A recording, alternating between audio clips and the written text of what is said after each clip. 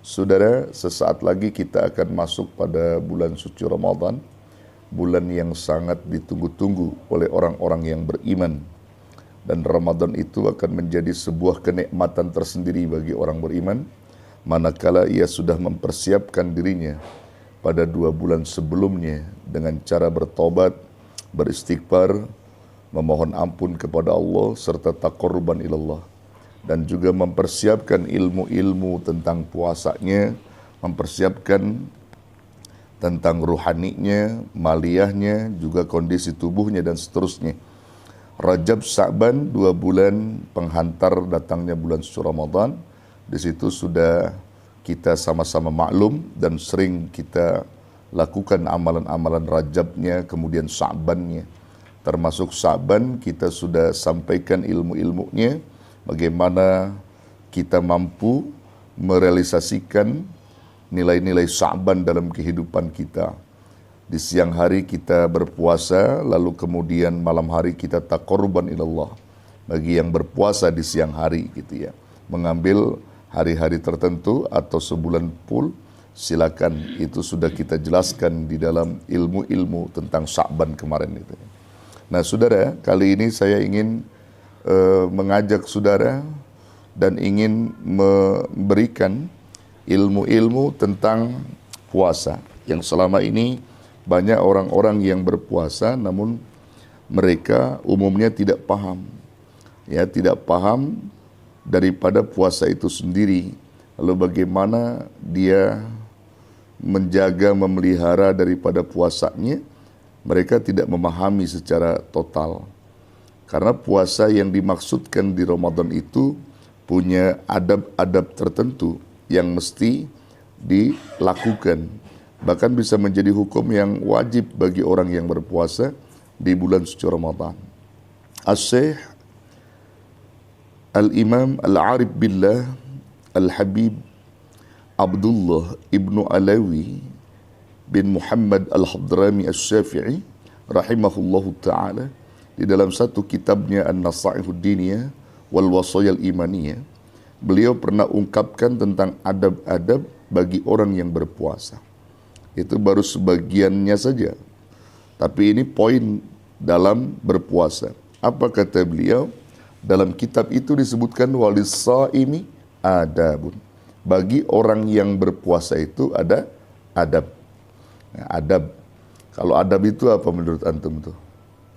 Adab itu apa?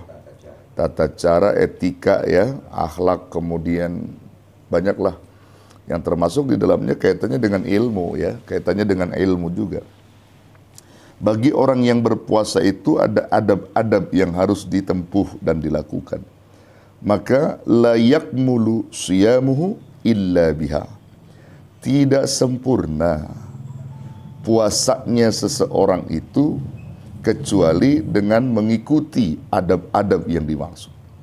Jadi kalau tidak sempurna itu bisa diartikan Pak, puasanya sah, namun tidak dapat pahala, tidak bernilai pahala. Itu yang disebut Nabi dalam hadis apa? Kam min sa'imin laisa lahu jazaa'un min siyamihi illal ju' wal atas. Berapa banyak orang yang berpuasa tidak mendapatkan nilai pahala dari puasanya kecuali hanya lapar dan dahaga. Itu yang dimaksudkan. Jadi banyak orang puasanya nggak batal, dia sebulan penuh, cuma adab-adabnya yang dia nggak lakukan. Itu yang menjadi kesedihan bagi orang yang berpuasa tapi nggak punya nilai pahala di sisi Allah. Antum kalau saya tanya, kalau puasa pengen nggak dapat pahala? Pengen, dan memang itu yang kita kejar. Kalau kita menjalankan perintah kan pengennya pahala kan gitu. Nah karena apa? Mereka dari niatnya saja sudah keliru, lebih-lebih adab-adab puasanya juga tidak mereka lakukan. Nah maka itu saudara penting untuk dipahami oleh kita. Tidak sempurna katanya ya, orang yang berpuasa itu kecuali dengan mengikuti adab-adab yang dimaksud. Pamin ahammiha, maka di antara adab-adab yang paling pentingnya, ini yang paling pentingnya saudara, adalah an yahfidha lisanahu anil kadhib wal ghibah. Bahwasanya ia mampu menjaga, memelihara lidahnya dari al-kadhib, dari dusta, wal ghibah, dan ghibah. Ini pesan saudara. Kalau kita lagi berpuasa, maka lidah kita juga berpuasa. Ya, dari apa? Perkataan dusta dan ghibah, membicarakan aib orang lain. Maka itu penting dipahami. Jadi kalau kita ditanya istri, Bapak dari mana nggak buka di rumah? Kalau Bapak jujur, jujur saja. Ya, Bapak dari kantor mah karena ada rapat tertentu di Ramadan ini, jadi Papa agak telat, jadi juga nggak buka di rumah, begitu. Padahal sebenarnya habis buka di rumah janda sebelah. Nah, itu dusta namanya. Ya, kalau Pak Agus sih udah nggak buka lagi dia. Jadi udah ada yang dibuka soalnya. Ya. Nah, jadi saudara yang dirahmati Allah, jadi jangan jangan apa? Jangan dusta gitu. Jangan dusta di antara kita. Jadi jangan pernah kita berdusta di dalam berpuasa. Orang nggak puasa aja kita nggak boleh dusta gitu kan. Apalagi kita lagi puasa. Nah, diancam Nabi SAW. Nabi SAW sudah mengatakan di dalam hadis itu ya. Iyyakum wal kadhib. Berhati-hatilah kamu dalam berdusta. Ya, fa innal kadhiba yahdi ilal fujur. Karena sesungguhnya dusta itu akan membawa atau mendorong pelakunya kepada apa? Al-fujur. Fujur itu artinya kedurhakaan, dosa. Wa innal fujura yahdi ilan nar. Dan kedurhakaan itu, dosa itu mendorong pelakunya kepada api neraka. Itu namanya dusta. Nah, kalau orang-orang berdusta itu berat hukumannya di hadapan Allah Subhanahu wa taala. Maka jangan pernah berdusta. Luqmanul Hakim seringkali menasihati putranya itu. Pesan Luqman kepada putranya juga termasuk kita tentunya. Agar jangan pernah sekali-kali kita berdusta. Karena kedustaan itu akan mempengaruhi otak kita dan kebiasaan kita. Yang pada akhirnya segala perbuatan-perbuatan yang kita lakukan itu akan menjadi buruk karena kedustaan itu. Karena orang kalau sudah berdusta sekali, maka dia akan melahirkan beranak pinak dusta-dusta berikutnya. Betul nggak? Iya.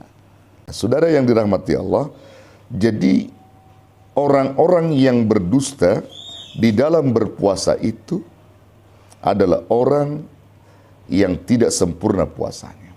Bahkan tidak mendapatkan pahala dari Allah atas puasa yang dilakukannya. Wa 'anil khawdhi fi ma la ya'ni. Adab berikutnya adalah menghindari dari melakukan hal-hal yang tidak perlu.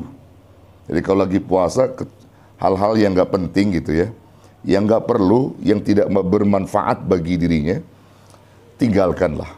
Contohnya apa? Lagi puasa main catur, main gaplek, main apa lagi? Main karambol kalau anak-anak dulu ya. Kalau anak sekarang main game.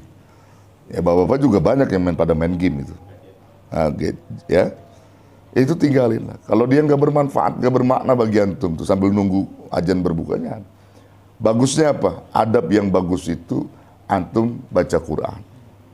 Baca Quran. Kalau antum nanti perkara baca Quran tidur tuh lain persoalan. Karena awalnya udah baca Quran, tidur antum jadi bagus. Bagaimana Kiai kalau kita niatkan puasa tidur aja? Boleh nggak? Jangan diniatkan tidur mah. Kalau diniatkan jadi masalah. Iya, yang penting niatkan aja baca Quran. Habis baca Quran tidur itu lain persoalan. Jadi tidur antum disandarkan kepada baca Quran jadi bagus. Tapi kalau antum tidur diniatkan untuk menunggu azan maghrib, itu nggak dapat pahala, saudara. Nggak dapat pahala. Gitu. Makanya walaupun ada hadis dikatakan naumus shaim ibadah, itu hadisnya dhaif, lemah. Jangan jadi sandaran. Bagusnya dhaif. Coba kalau sahih, wah pada punya alasan yang kuat. Kenapa? RT Budi puasa tidur mulu. Kiai ada hadisnya, sahih itu hadis, wah kalah kita udah. Naumu shaim ibadah, itu kalau sahih, bagusnya tidak sahih, dhaif. Makanya lemah dijadikan sandaran. Itu adab yang dilarang. Maksudnya kita dalam hal ini menjauhkan perkara-perkara yang tidak perlu, yang tidak penting. Apalagi wa yafidhu ainaihi wa udhunahu anin nadhari wal istima' ila ma la yahillu lah. Menjaga kedua matanya dan telinganya dari memandang dan mendengarkan kepada hal-hal yang tidak halal baginya. Tuh. Jadi kalau nggak halal bagi kita, mata jangan dilihat, Pak. Terutama kalau kita nih lagi jalan ada perempuan-perempuan yang menggoda, daripada iman kita. Puasa udah, kita nggak usah lihat itu, nggak usah lihat. Lagi-lagi puasa kita. Ini saim, ya kan? Nggak usah kita lihat. Ini ngabuburit, tapi pada ngeliat perempuan-perempuan yang bukan mahram, ya nggak boleh. Jadi mata kita itu akan jadi rusak, puasa kita rusak, lantaran mata dan telinga kita nggak bisa kita jaga. Nah ini tolong dicermati oleh kita. Menjaga kedua mata dan telinga dari memandang dan mendengarkan kepada perkara yang tidak halal baginya. Apalagi wa ila ma yu'addu fudulan fi haqqih, dan juga pada perkara yang terhitung berlebihan pada haknya. Nah, jadi jaga mata kita, telinga kita pada hal-hal yang berlebihan.